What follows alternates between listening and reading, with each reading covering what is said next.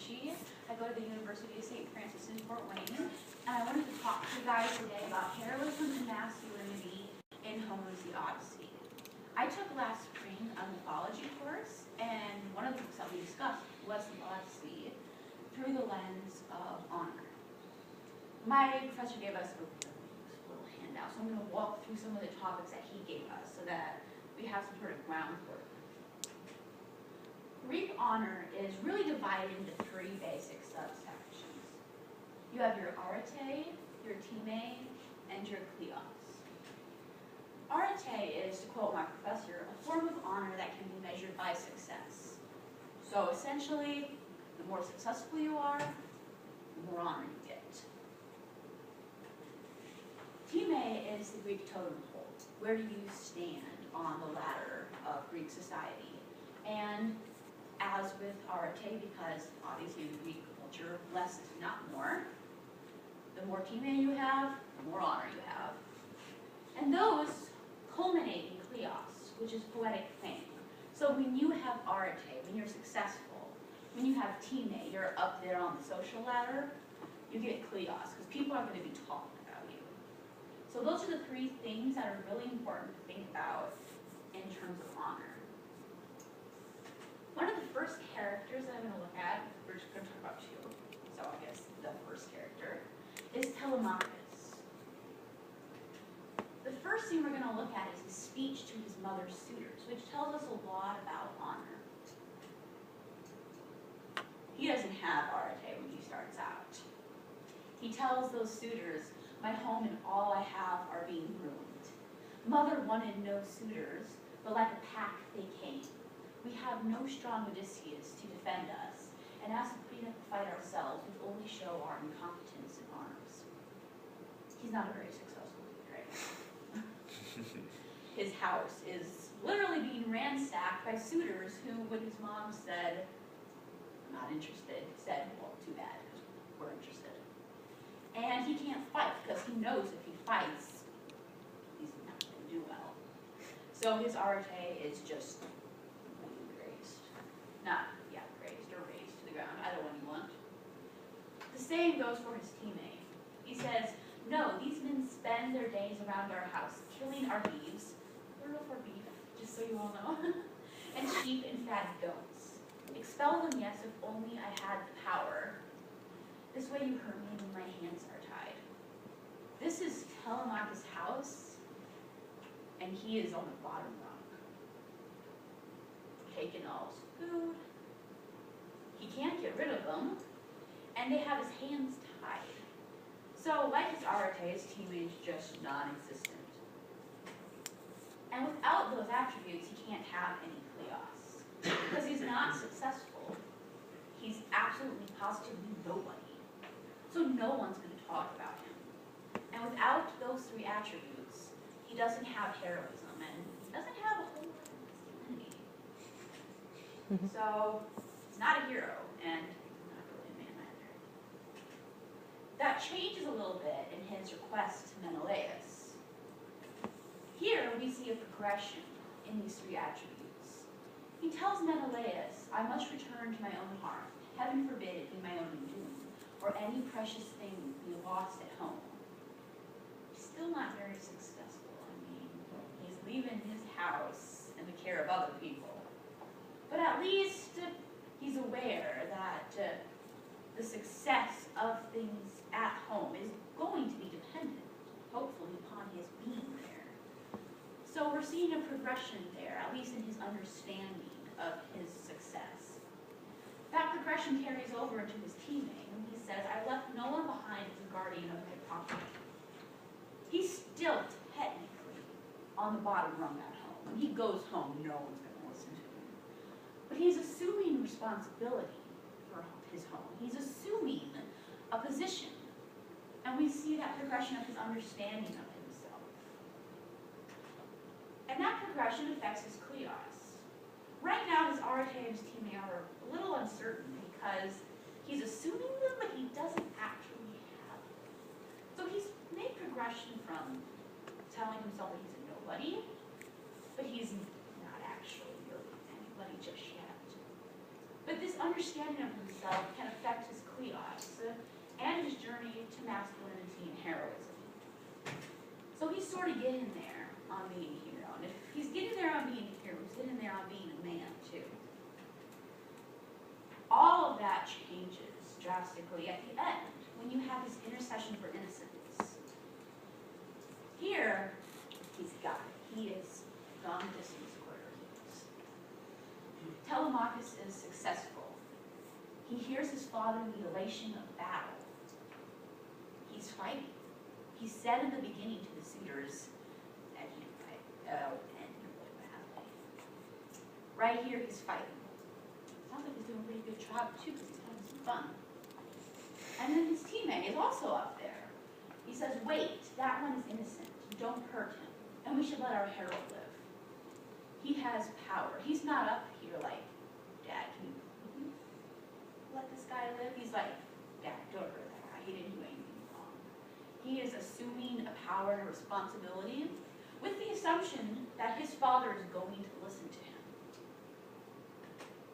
And those culminate into his kleos. He has his arete and his teammate. With these qualities, he's going to be able to get kleos, because now he's successful, and he knows it. He is up there on the social ladder, and he knows it, which means that if he wants to go out there and get kleos more than he's thought already from saving his mom and his house, he can. So his heroism and his masculinity are achievable. So he ran the distance. He's a hero, he's a man. That journey changes a little bit, however, when we see Odysseus, his father, because the situation there with these three attributes is very different. Odysseus' first scene that we're going to look at is his acceptance of gifts from the Phaeacians. Here, Odysseus is already in a progressive state. When he accepts his gifts, he says, better far that I return with some largesse of wealth about me. His arete, his success, he already has a little bit. I mean, people are giving him literally a boatload of gifts. So, all things considered, he's not bad off. But taking that boatload of gifts home is going to make him even more successful. And that success is going to boost him even higher up on the ladder, because he says, I shall be thought more worthy of love and courtesy by every man who greets me home in Ithaca. He's the king of Ithaca. He's already going to have a pretty good reception, all things considered, after he gets rid of all those suitors. But if he comes home with more money, then everyone knows that he deserves respect. And so his kleos, his poetic fame, is also in a progressive state. He has gifts that show that he's successful, that he has arete, that he's going to be up there on the social ladder, that he has a teammate. That's going to boost his kleos, especially when he gets home. People are like, yes, special. And those affirm that he has masculinity and heroism. So Odysseus is progressing towards being more of a hero. We already know that he has a basis as a hero. I mean, he fought 9 years at Troy. He's done his work already. But he's still boosting himself up there. He continues that in his address to his soldiers near the Sirens' Island. He says, Sirens we are to shun, and their green shore, yet she urged that I alone should listen to their song. That's something not a lot of people can say that they've done. That's a bucket list item right there, hearing the sirens. So Odysseus is going to give this a shot. And if he does that, if he succeeds and he hears that siren song, his success is just going to go out of the roof. And that's going to take his teammate up. Because again, hey, that gives you some authority. You've heard stuff people haven't heard. But also, he says on his ship, therefore you are to tie me up, lashed to the mast, and if I shout and beg to be untied, take more turns of the rope to muffle me. They might be on a ship abandoned at sea, but on the ship, Odysseus is a top dog. You do what he says, even if you don't agree. And all of this is going to give him some good kleos. It's still in a progressive state, because he hasn't listened to the siren song just yet. But it's looking like that's going to work out for him. And if it does, when he gets home, he's going to have major bragging rights. So his arete and his teammate that he has on the ship that he's set up to get, if he can live, talk about that, his kleos is set, which means his masculinity and his heroism. There's not going to be a whole lot of question when he gets home. So Odysseus is still working his way there. We know that he still has that foundation as a hero, but he's still adding to it. And then we have, when Odysseus gets home, the arrow. He knocked it, aiming from where he sat. Now flashed arrow from twanging bow, clean as a whistle, through every socket ring, and grazed not one, to thud with heavy brazen head beyond. Right here, you have his arete and his teammate just reaching their maximum potential. This is a challenge. Penelope's like, I don't want to marry any of these guys, so I'm going to make them do something that I know they can do. And Odysseus comes and is like, I can do it. So he does it. He sits down, he fires off that arrow, and he hits his target. So, success. And his teammate. This shows that he is Odysseus, because only Odysseus could do that. So when he comes in, he fires off that arrow, and he hits that arete, he is the man of the house. He's going to have to fight for it, but he has the title of the man of the house now because he is Odysseus. He is Penelope's husband. They're going to pay for making him fight for that at all. And so he gets his kleos. He has his arete. He has his teammate. And he has his kleos, because guess what? We're reading the Odyssey. We are reading about him coming home and getting his house back, his wife back, and his son back. So we know that he gets that poetic thing. We know that he got his masculinity, he got his heroism.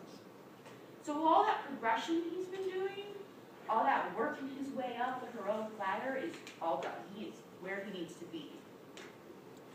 So in conclusion, you have two little separate stories of heroism and masculinity going on in the Odyssey. You have Telemachus, which is very much a progressive story. Telemachus starts on the bottom and has got to work his way up. And he gets there, he does. But he has to become a hero. Odysseus has to prove himself. We know Odysseus is a hero. When we are introduced to Odysseus, we know that he's strong. We know that he's already done a lot of really good stuff. But he's sort of in a bad position. And he has to prove that the hero we know he was is the hero that he still is. So he has to remain a hero. And because they have that heroism, whether they have to progress towards it or whether they have to prove it, they're also working to make sure that they're cementing their masculinity. Thank you.